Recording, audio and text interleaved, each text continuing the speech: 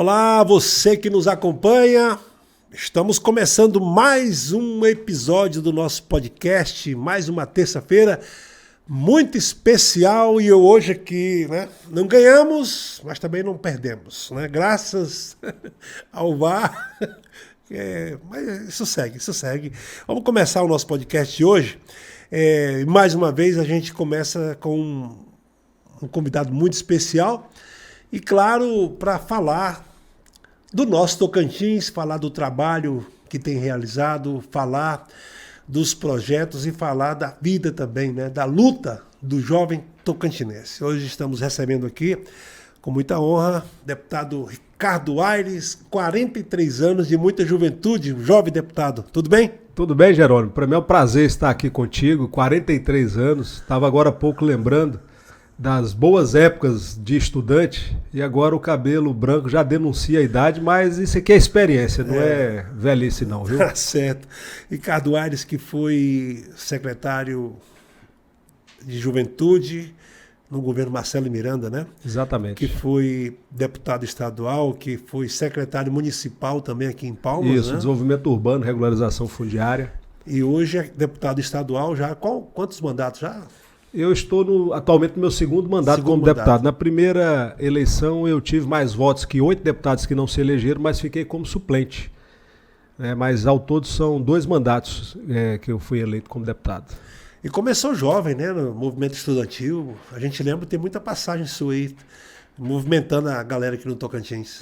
A gente, graças a Deus, tem toda uma história e uma trajetória ligada à luta pela educação, a luta pelos direitos dos nossos jovens, né?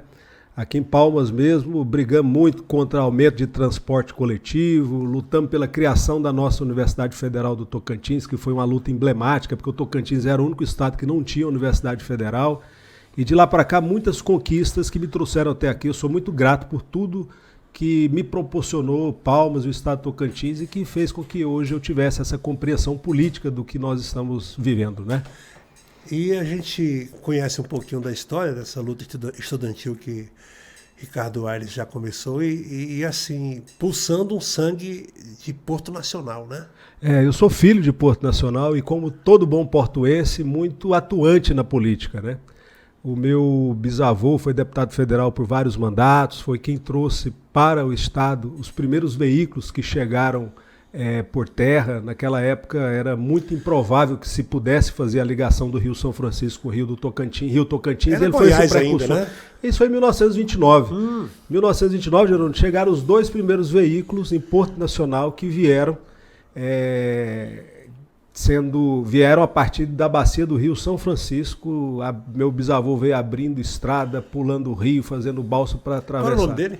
Dr. Francisco Aires da Silva, Dr. Chiquim, que é inclusive homenageado com o nome do HGP. Eu tenho a honra de ter o meu bisavô homenageado com o nome do Hospital Geral de Palmas. 1929.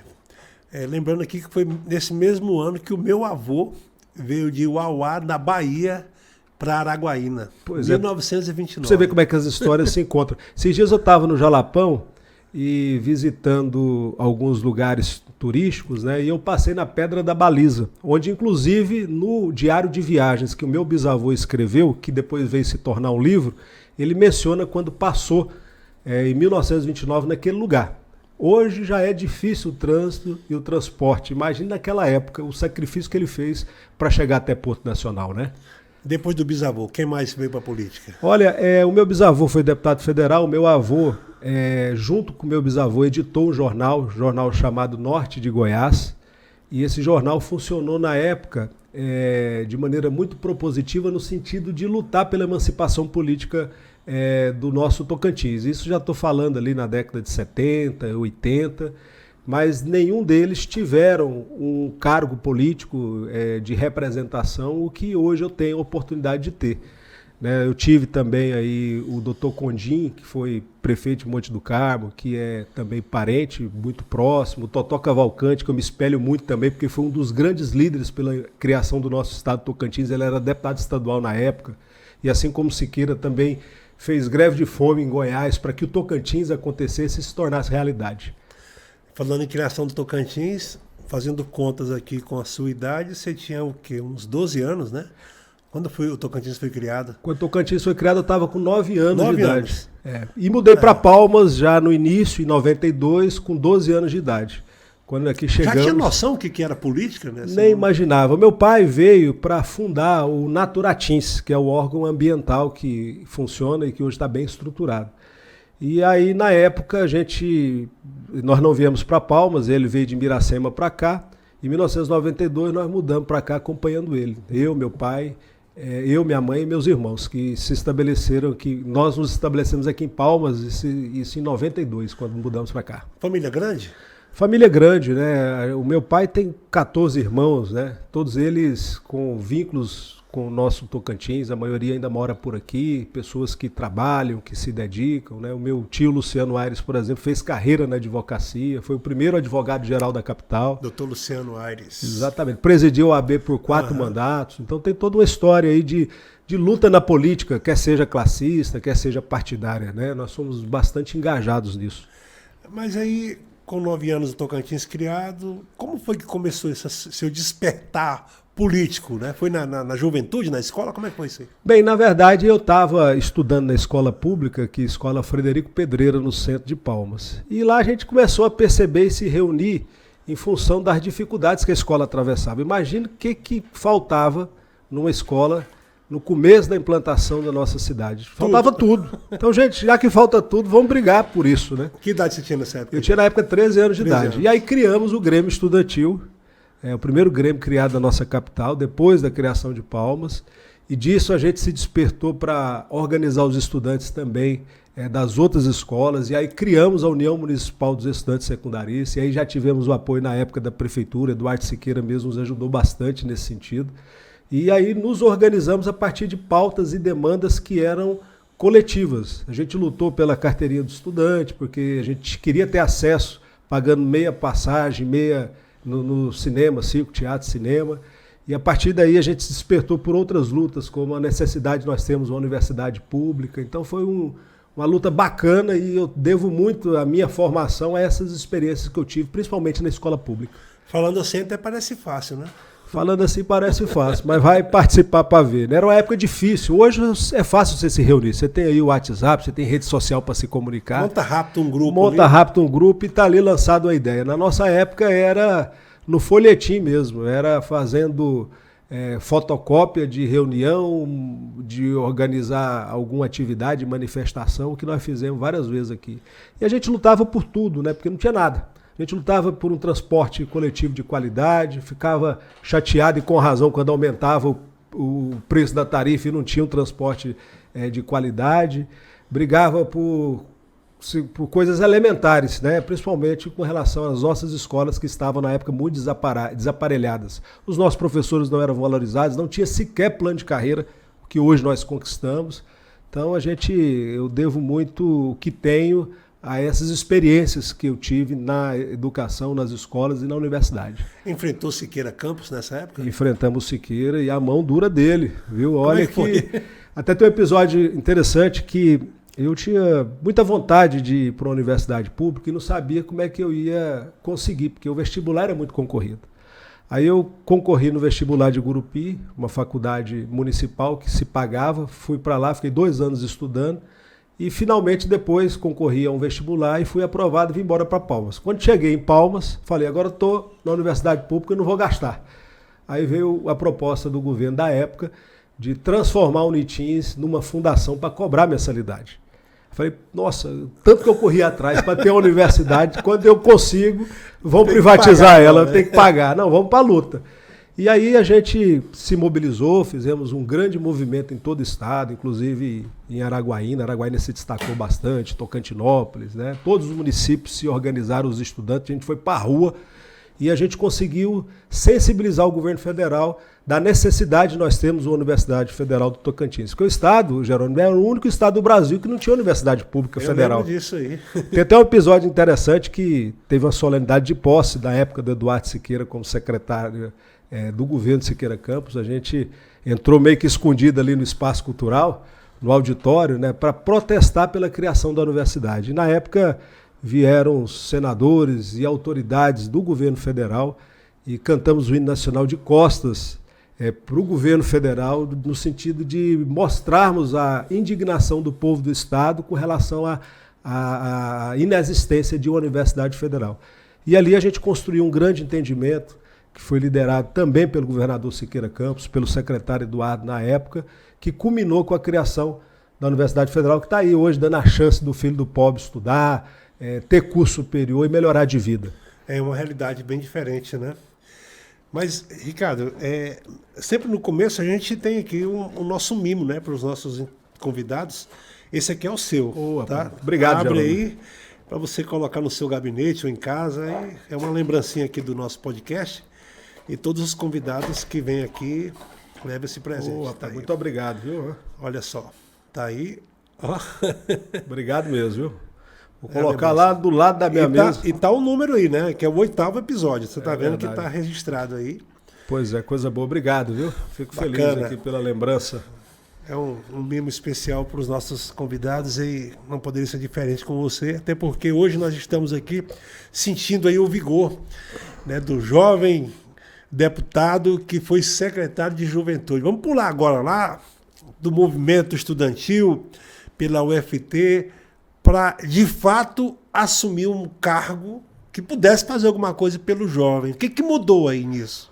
Olha, sair da posição de representante da sociedade civil organizada para ter... De cobrador, de né? cobrador para ser o responsável pela política pública não é fácil. Você imagina o que é. Atirar pedra é sempre mais fácil do que, né, responder, né? Responder por aquilo que você precisa responder.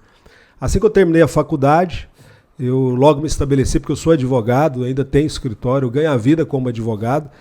E aí veio o convite na época do governador Marcelo Miranda para assumir a Secretaria da Juventude. Eu falei, poxa, eu agora sei o caminho daquilo que precisa ser feito, até porque eu vivi na pele todas as dificuldades de estudante, sem condição, né? Porque eu morei em república, não tinha lugar para morar quando eu fui embora para Gurupi estudar.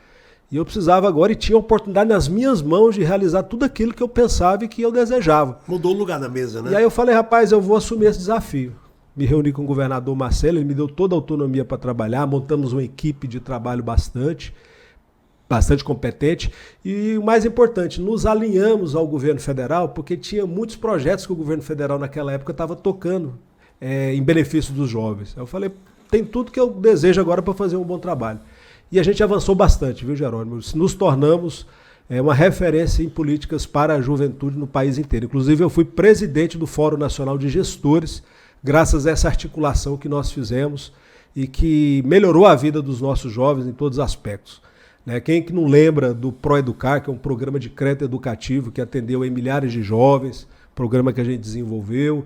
Quem que não lembra das bolsas universitárias que deram a chance para as pessoas mais fracas de condição poderem permanecer na faculdade. Para aquelas pessoas que tinham que mudar de cidade, não tinha lugar para morar, a gente construiu 4 casas dos estudantes em Porto, Palmas, Araguaína e Gurupi. Levamos internet de alta velocidade para todos os municípios, de um programa chamado Centro da Juventude, em parceria com o Ministério das Comunicações. E junto com essa internet vieram programas de qualificação profissional. Quem que não lembra do ProJovem, que é Juventude Cidadã? Assim, atuamos em todas as áreas e fizemos bem feito. Esses programas funcionam ainda? Olha, infelizmente, Jerônimo, e falava agora há pouco contigo aqui nos bastidores, o Estado se desorganizou e por falta de planejamento, todos esses programas acabaram. Inclusive, estava esses dias cobrando do governador, cobrando do secretário da Educação a reforma das casas dos estudantes. Não tem sentido o jeito que elas se encontram. Inclusive, já autorizaram o início do processo de licitação para que elas sejam reformadas. Então, hoje, infelizmente, o Tocantins, pelo descaso das gestões anteriores, não pôde proporcionar e não proporciona para os nossos jovens as oportunidades que eles merecem. Esses programas não existem. Não se tem bolsa mais para quem precisa ter acesso e permanecer na faculdade. Não se expandiu as casas dos estudantes. Hoje o nosso jovem tem dificuldade de ter acesso ao mercado de trabalho porque falta qualificação profissional, mas faltam os investimentos. E agora a gente tem conseguido, com o equilíbrio do Estado, retomar um pouco desses programas. A gente espera que isso aconteça o mais rápido possível. E a juventude de hoje, que você está percebendo que está faltando o que foi conseguido lá no passado, quando você foi secretário, foram muitos benefícios. Esses benefícios acabaram, como você falou, paralisou. E hoje, a juventude não tem cobrado mais isso? Olha, por incrível que pareça, hoje se tem a liberdade de manifestar, as pessoas têm os instrumentos mais fáceis de se reunir, como, por exemplo, rede social, WhatsApp, e, infelizmente, a gente não vê a mobilização dos jovens em favor daquilo que lhes interessa. Eu não sei se já se esgotou as possibilidades e a gente conseguiu, por exemplo, criar muita universidade e, por consequência disso, disponibilizar muitas vagas nas universidades públicas, graças à Unitins e à Universidade Federal aqui no estado do Tocantins, principalmente. Mas o fato é que o jovem não se mobiliza e, infelizmente, não se interessa mais pela política. E a gente precisa resgatar isso. O jovem tem um papel muito importante na sociedade. Ele precisa se qualificar para o trabalho, mas ele precisa, antes de tudo, ser um cidadão que interfira nas decisões políticas que são tomadas pela gestão. A gente não pode só votar e deixar de acompanhar o que os nossos políticos e representantes vêm fazendo. Então, hoje, as pessoas, de uma maneira geral, principalmente o jovem, ao invés de procurar um vereador, ao invés de procurar um deputado para apresentar uma sugestão, uma ideia, ele está ali no grupo de WhatsApp, ele já se manifesta por ali e acha que ali já basta por si, quando na verdade não é. Então nós precisamos repensar esse modelo de representação. Os próprios políticos, e eu me incluo nisso, e aqueles que têm mandato, precisam se reinventar no sentido de buscar uma conexão mais forte com esses segmentos que estão hoje, infelizmente, mais desanimados com a política. Não tem outro jeito da gente mudar a nossa realidade que não seja através da política. Se a gente está aqui hoje sentado a essa mesa é porque lá atrás se tomaram decisões políticas importantes, como a própria criação do Estado, a implantação da nossa capital. Então nós precisamos fazer com que os jovens se mobilizem pelas causas, principalmente da educação, para que a gente possa ter mais universidades, amplie os institutos federais de educação tecnológica e também o Estado possa também assumir esses compromissos com relação principalmente à qualificação profissional. Então eu vejo com preocupação essa falta de mobilização da juventude. Estou na Assembleia há pelo menos 8 anos. Nunca vi, infelizmente, nenhuma manifestação da juventude em prol de determinada luta ou de determinada bandeira. E é importante que se faça, é importante que se cobre. O político e a política não se faz apenas com quem tem mandato, não. Eu, inclusive, falo por onde eu ando. Eu fui secretário da Juventude, eu fui secretário municipal de desenvolvimento urbano, fui secretário agora de parceria público-privada do governo Vanderlei, fui e sou deputado estadual, mas a maior conquista da minha vida, eu não exercia nenhuma dessas funções, não. Eu era só estudante. E fui para a rua brigar e nós conseguimos criar a Universidade Federal, que trouxe milhões de reais de investimento e hoje dá chance para os filhos do pobre estudar. Então as pessoas precisam perceber isso. Você não faz política só com mandato, não. Eu sou o maior testemunha disso. A minha maior conquista era simplesmente um estudante de 16 anos que andava com a mochila nas costas, reivindicando seus direitos. A gente precisa da juventude mobilizada e esse é o apelo que a gente faz para que a gente possa corrigir os rumos daquilo que está errado. Porque é importante a crítica, é importante principalmente as sugestões daquelas pessoas que estão ali na sociedade, vivendo intensamente e conhecendo de perto os problemas que nós enfrentamos, né? Ricardo Aires, que era um ativista, né, na juventude e hoje é deputado. Tem muita diferença de um para o outro? Olha, basicamente, às vezes eu fico perplexo um pouco pela diferença, né? Eu tenho um sentimento e o Ricardo Aires é o mesmo daquela época, né? É uma pessoa idealista, que entende que através da política você consegue mudar a realidade, eu sou testemunha disso, né? Quantas vezes eu pensei em desistir pelas dificuldades que a gente enfrentou, eu particularmente, mas prossegui porque eu tinha um objetivo. E hoje eu cheguei e valorizo muito esse mandato que eu exerço, porque eu não ganhei ele de presente, eu conquistei nessa trajetória, com pessoas que me ajudaram, com as pessoas que acreditaram no meu propósito. E às vezes fico um pouco frustrado de, na política, não dar conta de realizar tudo aquilo que a gente imaginava. Eu tenho vários projetos que foram aprovados na Assembleia, outros tantos não. Às vezes os projetos são aprovados, mas o governo, por questões de natureza jurídica, é obrigado a vetá-los. Isso tudo vai trazendo uma frustração muito grande, porque eu acho que a gente podia mais pelos mandatos que nós exercemos. A gente sabe da relevância e da importância. Eu mesmo me dedico muito à produção de leis. Eu tenho várias leis hoje em vigência que mudam a vida das pessoas, mas me sinto às vezes um pouco frustrado de que a gente poderia alcançar melhores e maiores resultados, mas que infelizmente não se tornou possível, dadas as circunstâncias do ponto de vista financeiro, do Estado, do ponto de vista jurídico, né? Mas o ideal é o mesmo, a luta é a mesma, o Ricardo Aires, hoje deputado, é o mesmo Ricardo Aires do movimento estudantil. E o mais importante, eu sou filho do meio que eu nasci, eu convivi e passei pelo movimento social. Isso traz para mim uma formação diferente, no sentido de entender a importância do mandato, a importância do trabalho legislativo que eu venho fazendo e procurando fazer. Claro que a gente não acerta 100% das coisas, né? Muita coisa, infelizmente, a gente não consegue realizar, mas o nosso propósito é sempre o melhor, tenho certeza disso. São quantos irmãos? Eu sou filho mais velho de outros 2 irmãos que eu tenho, né? São 3, então? Três advogados, inclusive. Mas na política é só você? Na política só eu, não tem mais parente nenhum com esse propósito, não.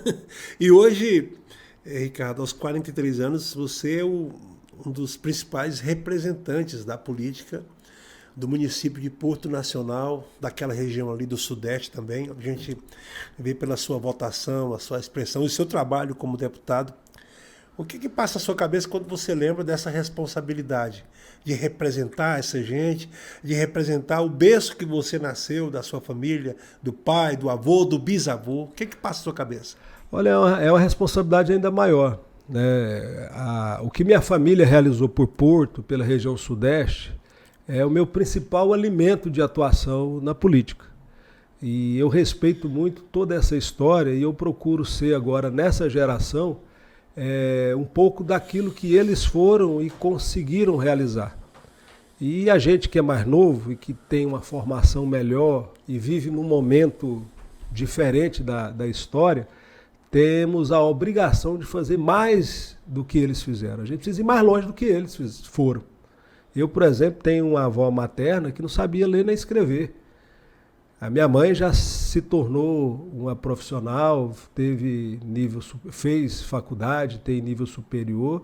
E eu agora, além de ter o nível de escolaridade também superior, tenho a obrigação como deputado estadual de ir mais longe do que eles foram. E, inclusive, abrindo a oportunidade para que outras pessoas também tenham essa mesma chance que eu tive. Então, Porto Nacional é uma cidade importante do ponto de vista histórico, só que não pode viver só do seu passado, tem que viver do futuro. E a gente que está agora com essa responsabilidade, exercendo esses mandatos, e temos a obrigação de fazer diferente, fazendo com que a gente possa crescer e desenvolver o município. E não tem como a gente pensar o crescimento de Porto sem pensar no crescimento da nossa capital. Esse crescimento não pode se dar de maneira desconectada. Vou dar alguns exemplos para você, Jerônimo. Esses dias nós estivemos lá com o governador Vanderlei lançando o Distrito Agroindustrial de Porto Nacional, que foi implantado há 30 anos e até agora não tem infraestrutura. Esse distrito é importante para Porto demais, porque nós vamos agregar valor na nossa produção, receber a produção agrícola de toda a região Sudeste para que seja processado ali e seja agregado valor. Só que esse distrito ele tem relevância não só para Porto Nacional, onde vai gerar emprego e renda, mas para a nossa capital, porque nós temos aqui uma estrutura fundiária que não se permitiu a estruturação de empresas que, por serem mais poluentes, não podem, de acordo com a legislação, se estabelecerem aqui. Então, o distrito de Porto Nacional, ele é de Porto Nacional, mas também da nossa capital. Ele está a 40 quilômetros do aeroporto de Palmas, que precisa ser o aeroporto de cargas, para que a gente possa, de maneira mais competitiva, colocar tudo que é produzido aqui no mercado nacional e até internacional. Então, não tem como você pensar o crescimento de Porto desconectado do de Palmas, e a gente precisa pensar a região metropolitana de uma maneira em geral. Nós temos Luzimangues com um desafio muito grande pela frente de nós darmos àquela população também qualidade nos serviços públicos. Nós estamos com Paraíso aí pertinho também, na beira da rodovia BR-153. Então nós temos aqui a integração de todos os modais logísticos. Nós vamos ter nós temos a ferrovia Norte-Sul e o pátio ali do Luzimangues, nós temos o aeroporto de Palmas, que precisa ser o aeroporto de cargas. A gente tem a BR-153 aqui próximo, a quase 60 quilômetros, e nós teremos, há bem pouco tempo, e a gente vai se esforçar para isso, a hidrovia Araguaia-Tocantins. Isso tudo aqui nessa região. Então a gente precisa fazer a economia crescer, a gente precisa dar oportunidade para os nossos jovens se qualificarem, porque não adianta nada a gente crescer, melhorar os números da nossa economia, se esse desenvolvimento não chegar na nossa casa. E precisa visão, né? E é preciso que se tenha visão. O mandato de deputado federal, por exemplo, não se pode resumir, a pessoa não pode ser um mero distribuidor de emendas. A pessoa precisa, além disso, pensar esses projetos estruturantes para o Estado para que a gente possa fazer a nossa economia crescer, para que as pessoas não dependam mais do poder público como dependem hoje, infelizmente. A pessoa aqui foi ensinada a depender do cargo público e aí fica ali com o pires na mão, às vezes pedindo para um parlamentar um emprego. O Estado não dá conta de suportar isso. A cesta básica. A cesta básica que chega nos momentos sempre mais de necessidade, que a gente precisa fazer, é bem verdade. Mas a gente precisa entender que Palmas, por exemplo, veja bem, nós temos aqui uma das cidades mais caras do país. Por quê? Porque a ocupação de Palmas se deu de maneira desordenada. Nós temos vazios urbanos que tornam a cidade cara. Nós temos um transporte público ineficiente e caro. Nós temos uma das energias mais caras do país. Eu, inclusive, tenho um projeto de lei na Assembleia que está tramitando que propõe a redução do ICMS de 27% para 17%. O Supremo Tribunal Federal agora entendeu recentemente, Jerônimo, que não se pode ser superior a 17% o ICMS da energia elétrica. Eu entrei com um projeto na Assembleia que está tramitando para reduzir, porque nós temos a energia mais cara do Brasil e isso não pode prevalecer. Poxa, nós somos um estado produtor de energia. De muita energia, De muita energia. Nós ocupamos grande parte do nosso território com esses reservatórios das nossas usinas. A gente não usa nenhuma parcela significativa do que a gente produz e não temos absolutamente nada em relação a isso. Então esses temas de maneira nacional, esses temas nacionais precisam ser debatidos pelos nossos deputados federais, pelos nossos senadores. Porque dividir emenda, todo mundo dá conta. Agora, brigar para a gente ter a Ferrovia Norte-Sul funcionando, e aí é importante a gente fazer referência à Ferrovia Leste-Oeste, e que vai fazer com que o Gurupi seja um dos centros logísticos mais importantes do nosso país. Brigar para a gente fazer com que a região metropolitana de Palmas se estabeleça convergindo e dividindo os seus potenciais. Palmas, Porto, Paraíso, cada um no seu potencial, para que a gente gere oportunidade de emprego e renda para a nossa população. Eu quero ver se fazem. É isso que me movimenta e que me entusiasma nesses projetos. Você assumiu o cargo aí de secretário municipal aqui em Palmas e fez muita coisa acontecer nessa questão de regularização também, né? Olha, Jerônimo, aqui em Palmas nós temos mais de 43 ocupações irregulares. E por que elas surgiram? Como os grandes loteadores seguraram os seus imóveis no centro de Palmas para valorizar, e tem muito ainda. Essas pessoas não conseguiram comprar áreas regularizadas e foram vivendo de maneira difícil e às vezes sem qualidade de vida em lugares próximos à nossa capital. E esses lugares não têm água, não têm energia, não tem posto de saúde, não tem escola. Então o que nós fizemos na época, e eu coordenei esse plano diretor de Palmas? A gente criou um programa de requalificação urbana para incentivar a ocupação desses vazios urbanos no centro da cidade. Inclusive criamos o IPTU progressivo para que esses loteadores sejam obrigados a fazerem os seus loteamentos no centro da cidade para diminuir o preço do lote, para que as pessoas se estabeleçam aqui e principalmente para que a gente diminua a quantidade de ocupações irregulares. A ocupação irregular, o Estado e o município têm a obrigação de regularizar e dotar de infraestrutura. Foi isso que nós fizemos. Vai hoje lá no bairro Taquari, que eu, inclusive como secretário, entregou mais de 5 mil títulos para as famílias que estão estabelecidas. As pessoas não têm apenas agora os títulos nas mãos, as pessoas têm asfalto, têm escola, têm postos de saúde e vivem com dignidade. Da mesma forma no Santo Amaro, onde eu estive, também entreguei esses títulos para aquela comunidade. Hoje a gente vê como é que essas pessoas vivem de maneira mais adequada, com mais conforto, com mais qualidade de vida. Agora, não adianta nada a gente promover essa regularização fundiária sem tornar mais justa a ocupação de terra aqui na área central da nossa cidade. Nós temos um vazio urbano muito alto, muito grande. O que nós fizemos? Criamos um programa de incentivo tributário e urbanístico para esses loteadores implantar esses loteamentos aqui no centro da cidade.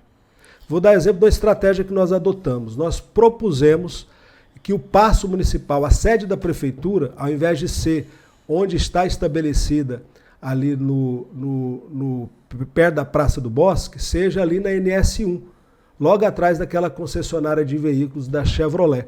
Mas por que a gente quer colocar o paço municipal ali? E colocamos isso na lei? Para que, depois da prefeitura se estabelecer, a gente induza o crescimento da cidade para aquele lugar. E à medida que a gente vai ocupando esses espaços vazios da cidade, vai ficar mais barata a vida das pessoas, a tarifa de transporte público, a taxa de lixo, a taxa de iluminação pública, porque nós vamos ter uma cidade mais compacta. Outra conquista importante do plano diretor que eu coordenei aqui em Palmas.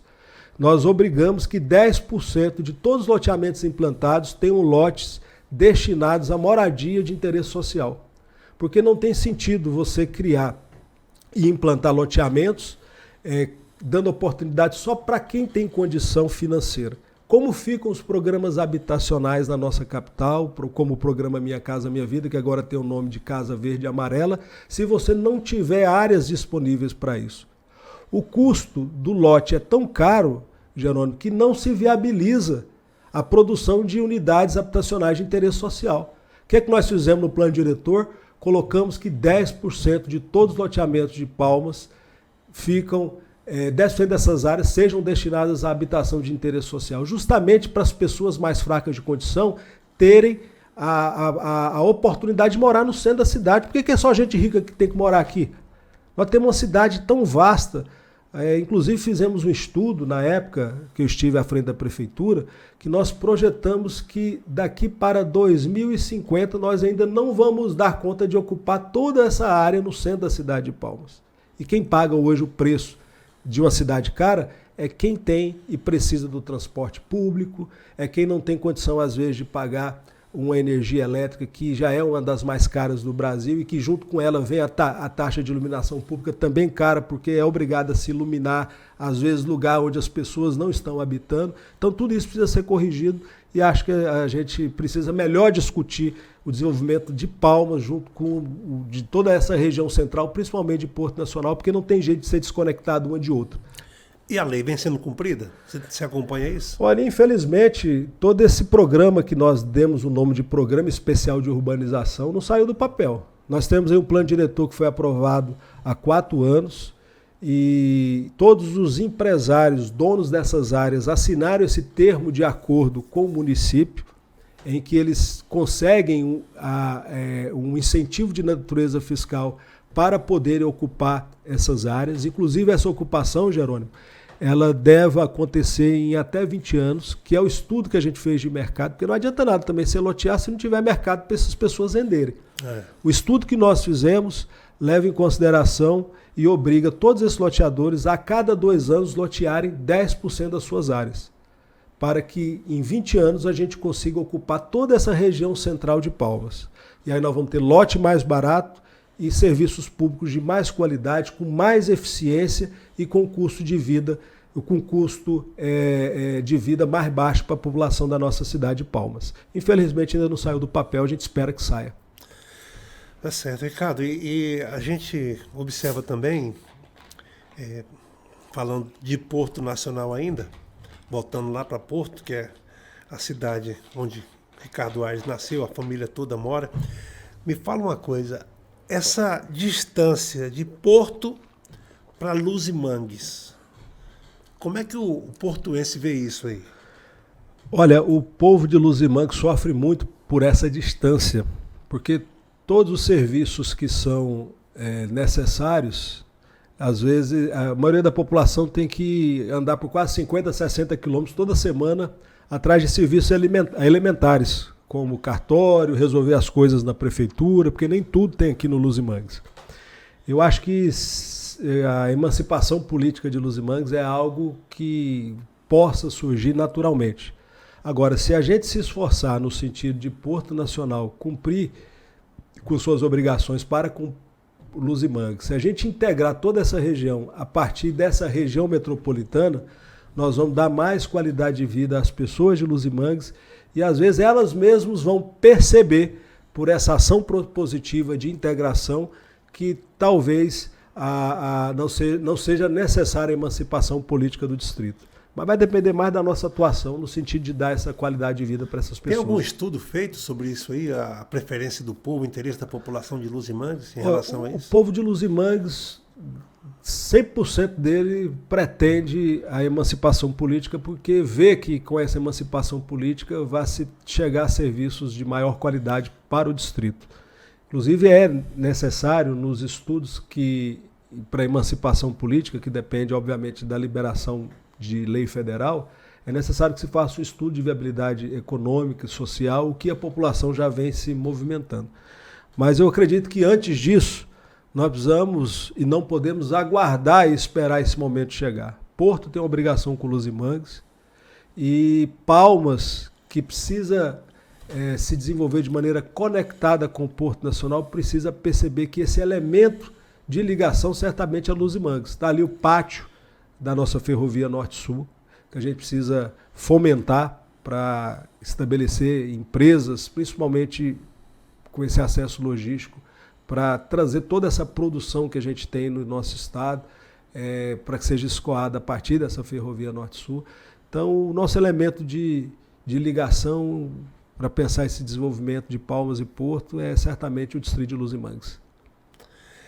Hoje nós estamos aqui recebendo no nosso podcast o nosso convidado de hoje, o deputado Ricardo Aires, deputado estadual, que a partir de agora a gente vai começar a abrir a caixa de ferramentas do lado político, né, da política, né?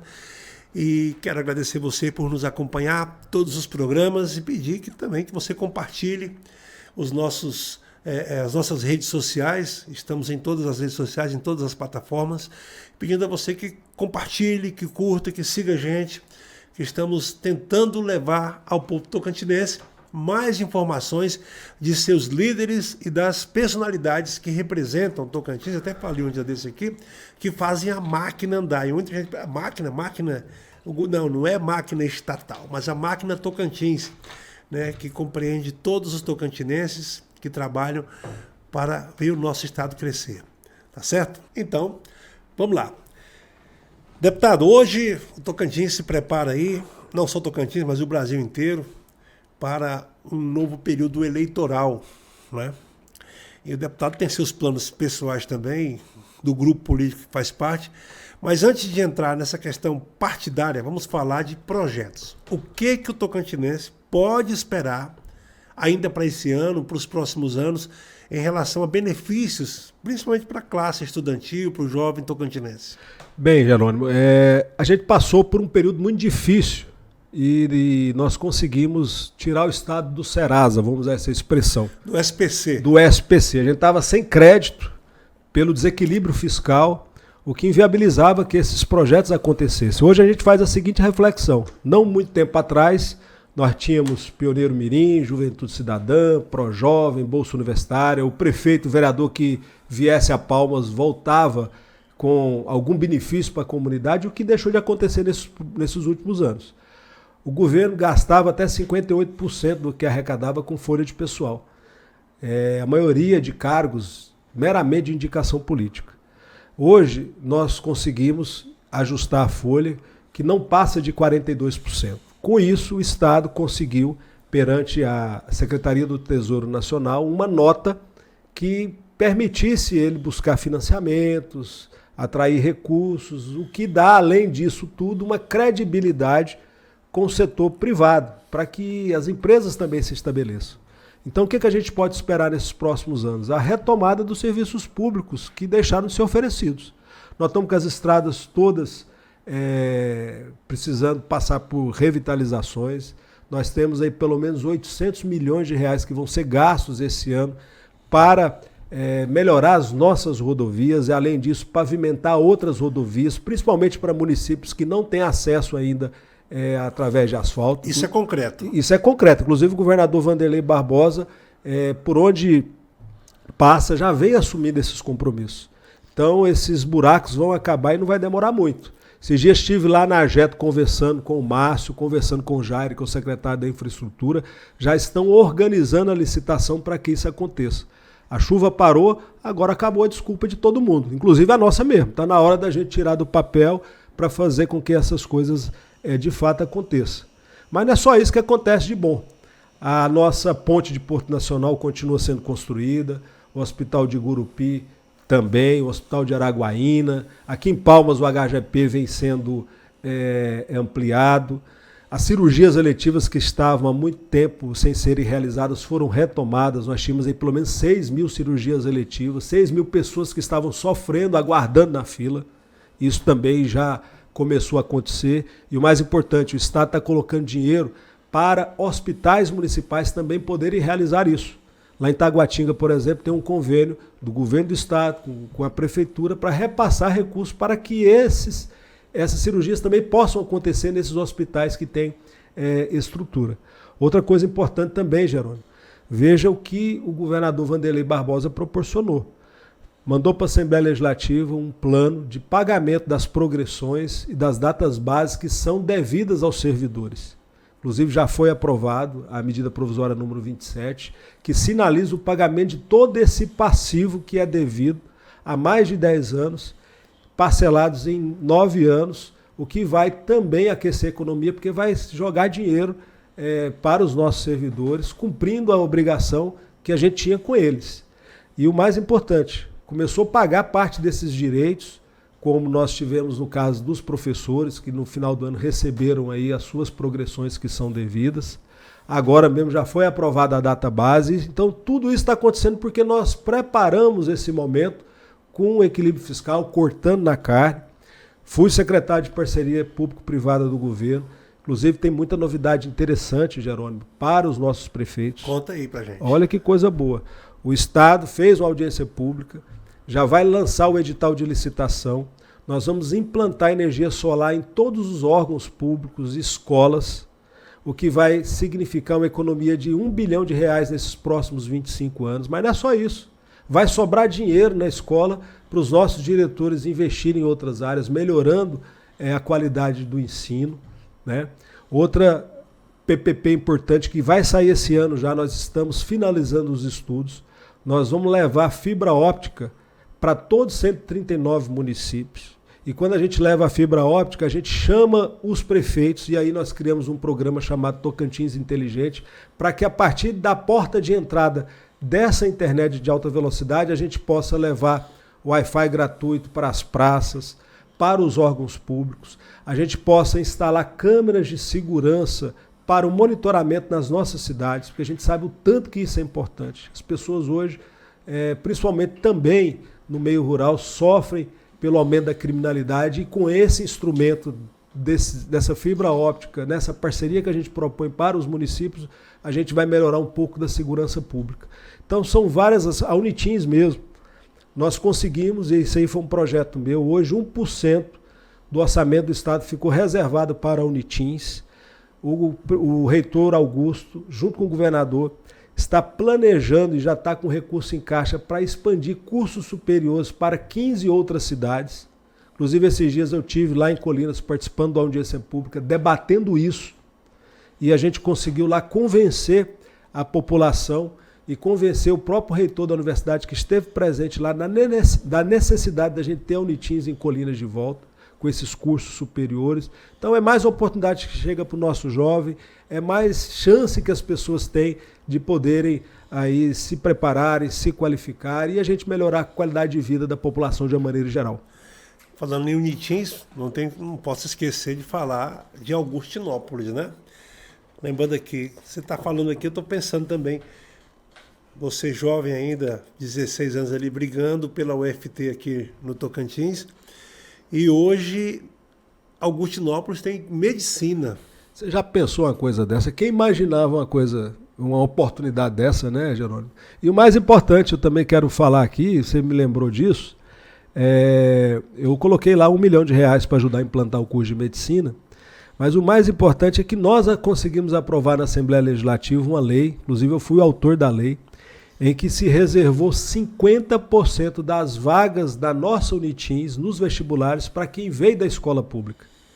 Então é uma oportunidade que a gente dá para o estudante tocantinense matriculado na escola pública ter acesso ao ensino superior. Porque o estudante da escola pública, ele tem um ensino de qualidade, mas a vida dele é mais difícil. Ele tem que trabalhar, ele tem que ajudar a criar os irmãos, muitos deles já têm filhos, e às vezes quando vai concorrer no vestibular com quem está na escola particular e que tem uma condição de vida melhor... Um cursinho também? E que tem condição de pagar cursinho, ele não dá conta. Então hoje, quem quiser fazer curso de medicina, e ninguém imaginava isso, pode sonhar em fazer curso de medicina em Augustinópolis e pode realizar esse sonho. Até porque, além da faculdade estar funcionando lá, o que acontece também em Dianópolis, em Araguatins, em Palmas e em Paraíso, que nós implantamos agora também Unitins em Paraíso, vai poder contar com a ajuda aí de ter 50% das vagas destinadas para quem veio da escola pública. É interessante que se não entra uma emenda como essa para estabelecer essa regra, não ia ter, né? Por isso a importância do deputado ter essa visão. Olha, Jerônimo, a maioria das pessoas certamente viriam de fora. Ninguém pode proteger, é claro que não. A gente quer que as inteligências, né, de outros lugares venham para o nosso estado. Mas por que a gente quer formar o jovem daqui, principalmente o que veio da escola pública? Porque depois de formado, ele vai ficar aqui. Então, o Estado não pode gastar dinheiro dos impostos das pessoas para criar vagas no ensino superior sem fomentar que essas pessoas possam estabelecer aqui. Então, você imagina um médico que já é filho do Tocantins, um estudante de medicina que já é filho do Tocantins, a tendência dele depois de formar é ficar aqui. Então, a gente vai melhorar a qualidade do serviço público, a gente vai, principalmente na área da saúde, melhorar o atendimento, que infelizmente é muito ruim por falta de profissionais. E a gente está dando oportunidade para que o jovem daqui não precise sair para outros centros para ter essa chance, porque tem uma faculdade pertinho da sua casa aqui. Ricardo Aires, agora já temos acompanhado a movimentação, se prepara para subir um degrau aí, né, na política.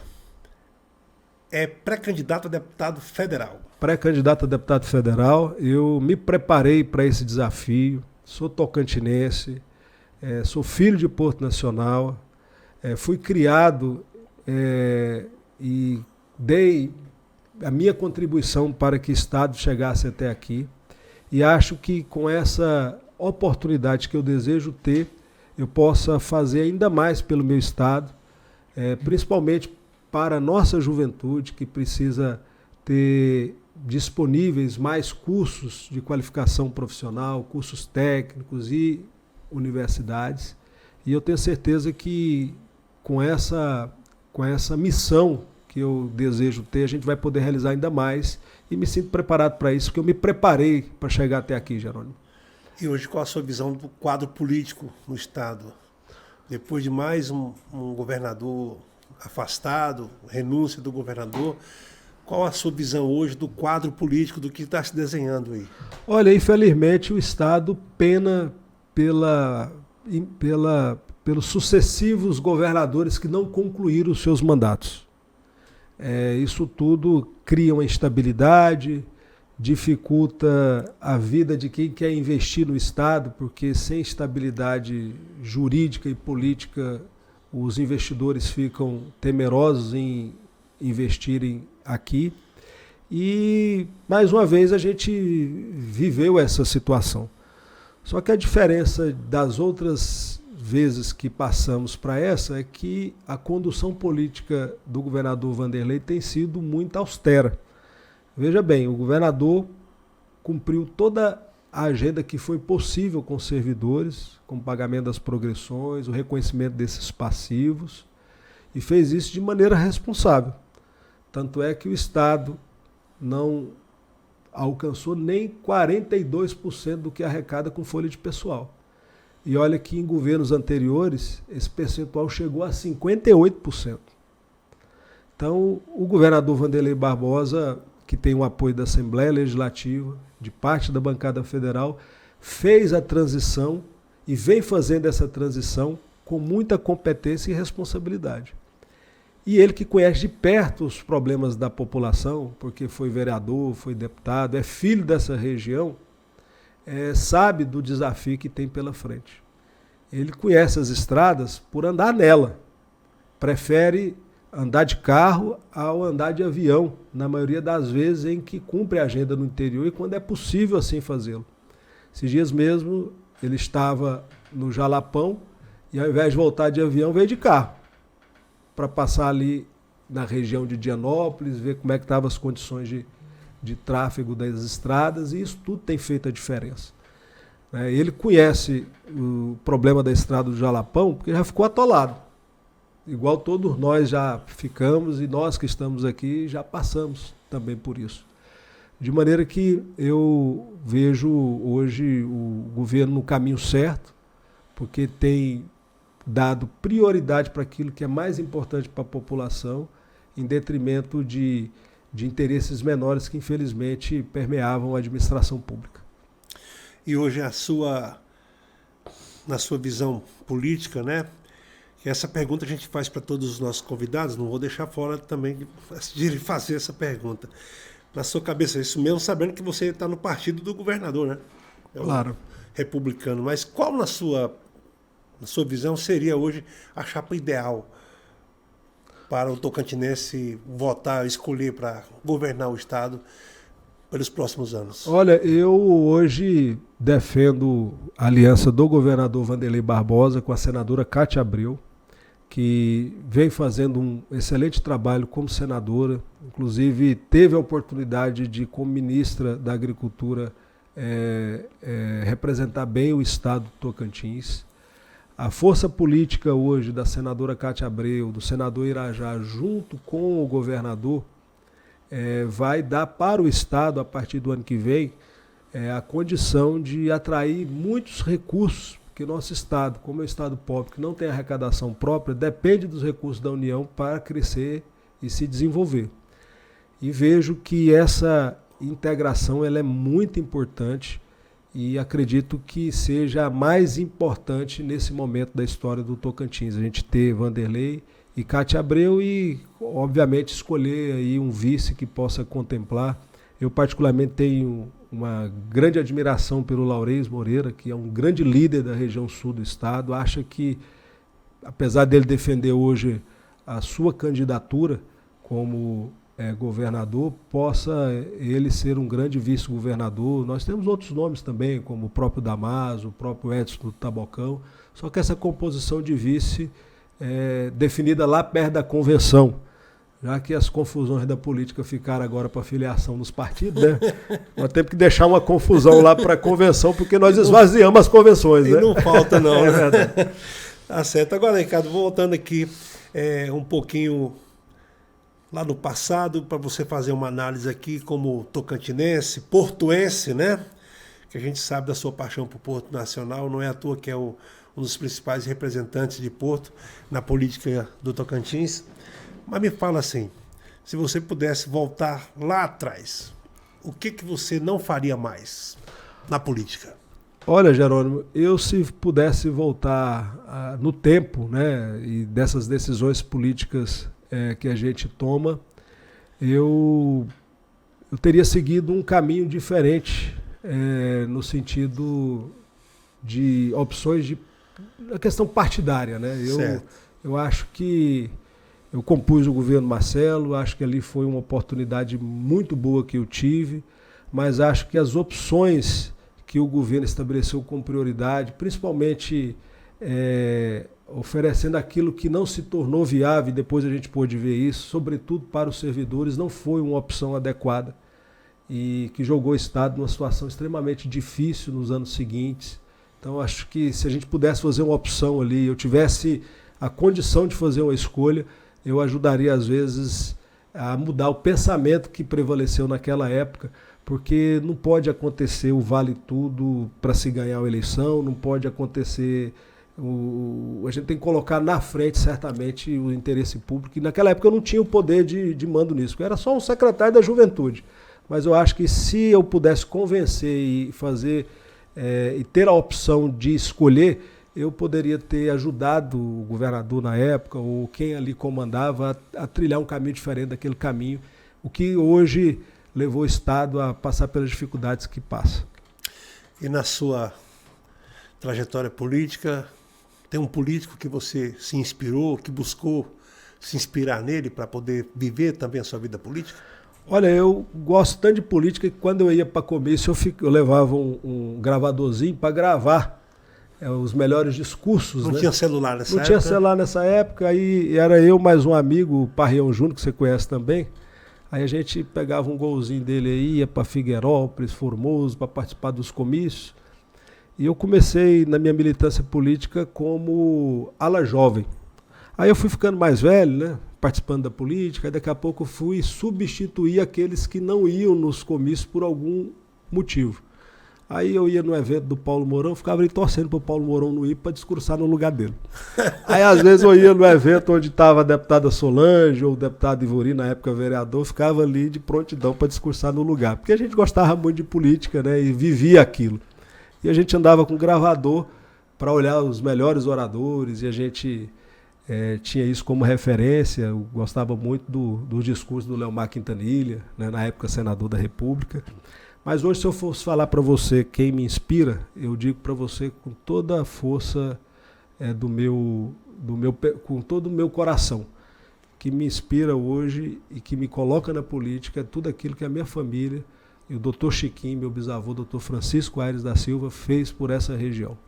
Foi quem trouxe os primeiros automóveis para cá, foi quem criou a primeira estação meteorológica em Porto Nacional, foi quem deu a vida e a medicina naquela época de dificuldade, e que lutou muito para que chegasse até aqui, e com a criação do Estado Tocantins, junto com outros líderes que vieram depois, como Siqueira Campos e tantos outros, Totó Cavalcante, próprio Brito Miranda, que fizeram com que nós criássemos o Estado Tocantins.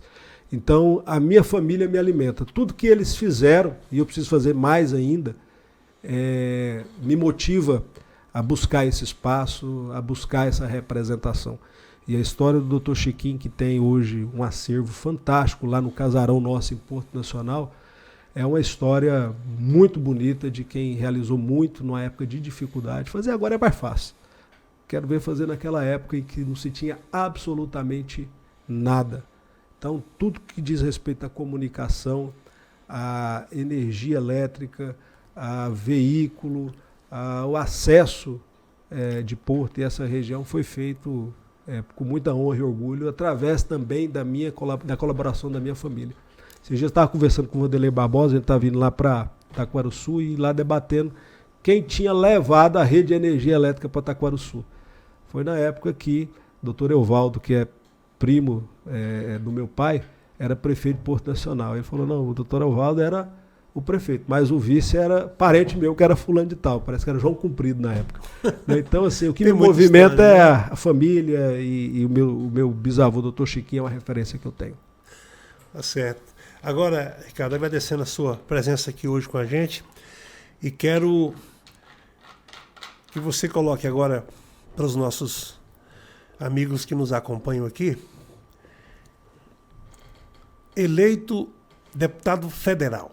O que o povo tocantinense, o povo de Porto Nacional, do Sudeste, Tocantins inteiro, pode esperar de Ricardo Aires? Bem, a população de uma maneira geral vai ter um deputado federal atuante, que vai distribuir as emendas como todo mundo faz, mas que não vai focar essencialmente nesse trabalho, que vai lutar para que os projetos estruturantes do Estado se concretizem. E aí eu quero citar a Ferrovia Norte-Sul, eu quero citar a Ferrovia Leste-Oeste, a Hidrovia Araguaia-Tocantins, imaginando que aqui no centro do nosso estado, Palmas e Porto, o pátio da Ferrovia Norte-Sul, mais o aeroporto de cargas, vai induzir o crescimento econômico dessa região, dando oportunidade de emprego e renda, principalmente para os nossos jovens.